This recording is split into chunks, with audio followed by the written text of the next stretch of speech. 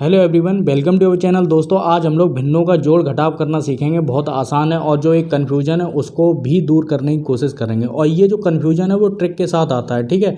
बस एक ट्रिक लगी है जिसकी वजह से एक कन्फ्यूजन आपके दिमाग में है, ठीक है। वो कन्फ्यूजन क्या है, देखिए यहाँ पर जो नॉर्मली जो क्वेश्चन सॉल्व किए जाते हैं उसमें क्या होता है, जो भी हर है उसका हम लोग लेते हैं एलसीएम, ठीक है। तो यहाँ पर हम लोग एलसीएम ले लेते हैं। यहाँ पर ऊपर लिखते हैं 5, ठीक है, और 3, ठीक है। भाग देंगे 5 से, ठीक है। 5 एकम 5, 5 का 3 में जाएगा नहीं, 3 ऐसे लिखेंगे, ठीक है। यहाँ पे 3 एकम 3, ठीक है। अब इन दोनों का करते हैं गुणा। गुणा करने पर हम लोग लिख देते हैं यहाँ पर 5 दिया 15, ठीक है। नॉर्मली क्या होता है कि पहले हम लोग भाग देते हैं, ठीक है। 5 दिया 15, 3 आया, और फिर जो भी आया उसका करेंगे गुणा, ठीक है। जो भी भाग देने पर आता है उसका ऊपर अंश में गुणा करते हैं, तो 9 आ गया, ठीक है। तो इसलिए हम लोग यहाँ पर 9 रखेंगे, ठीक है। अब जो कन्फ्यूजन होता है वो क्या होता है, देखिए यहाँ पर ये जो संख्याएं हैं ये अभाज्य संख्याएं हैं, ठीक है। तो ये जो अभाज्य संख्याएं जब भी आ जाए आपके सामने, ठीक है, तो यहाँ पर सीधे डायरेक्ट कर सकते हैं 5 गुणे 3, लेकिन वो अभाज्य संख्याएं हों, ठीक है। 5 का रिलेशन किसी भी तरीके से 3 से नहीं है, ना ही 3 का रिलेशन किसी भी तरीके से 5 से है। 5 के टेबल में ना ही 3 आता है, ना ही 3 के टेबल में 5 आता है, ठीक है। तो हम लोग नॉर्मली क्या करते हैं, अगर इसको ना किया जाए, ठीक है, एलसीएम ना लिया जाए, तो सीधे डायरेक्ट आप इस चीज़ को उतार सकते हैं अगर अभाज्य संख्याएं हैं तो। भाज्य क्या होती हैं, भाज्य जैसे मान लेते हैं यहाँ पे 4 हो गई, 8 हो गई, 16 हो गई, या फिर 2 भी हो गई, ठीक है। वैसे 2 जो होती है वो अभाज्य संख्या होती है जो कि सम होती है, ठीक है। क्या होती है, सम होती है। 2 सबसे छोटी सम संख्या है जो कि अभाज्य है, ठीक है। अगर इनमें से ऐसी कोई संख्या आ जाए, यानी कि 2 का रिलेशन 4 से भी है, 2 के पहाड़े में 4 भी आता है, 8 भी आता है और 16 भी आता है, ठीक है। अगर ऐसी कोई संख्याएं आ जाएं तो उसके लिए तो देखिए एलसीएम लेना ही पड़ेगा। उसमें ये वाला सिस्टम नहीं चलेगा जो मैं अभी बता रहा हूँ, ठीक है। तो यहाँ पर क्या होगा कि देखिए यहाँ पे 5 है, यहाँ पे 5 है, तो 5 को भूल जाइए, बचा क्या है, 3 बचा है, ठीक है। 3 का गुणा सीधे डायरेक्ट हम लोग 3 में कर देंगे तो 9 आ जाएगा, ठीक है। अगर मान लेते हैं यहाँ पे ये नहीं समझ में आ रहा है तो सीधे डायरेक्ट क्या करेंगे, 5 गुणे 3 करेंगे, ठीक है, और सीधे इस तरीके से क्रॉस गुणा कर देंगे, ठीक है। 3 त्रिका 9, 9 आ गया। ये माइनस लगा है तो माइनस करेंगे, ठीक है। यहाँ पे 5 दूनी 10 करेंगे, ठीक है।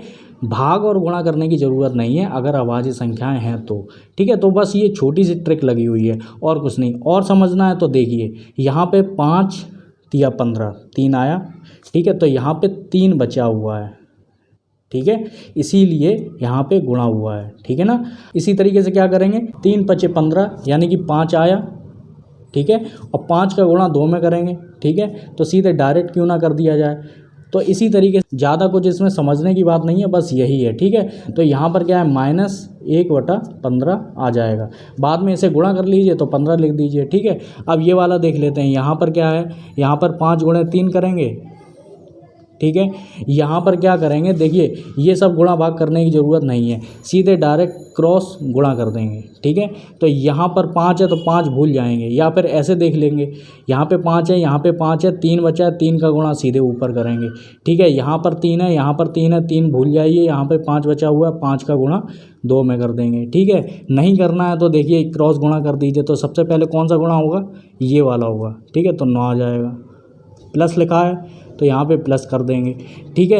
अब हम लोग ये वाला आ जाएंगे, 5 दूनी 10, 10 कर देंगे, ठीक है।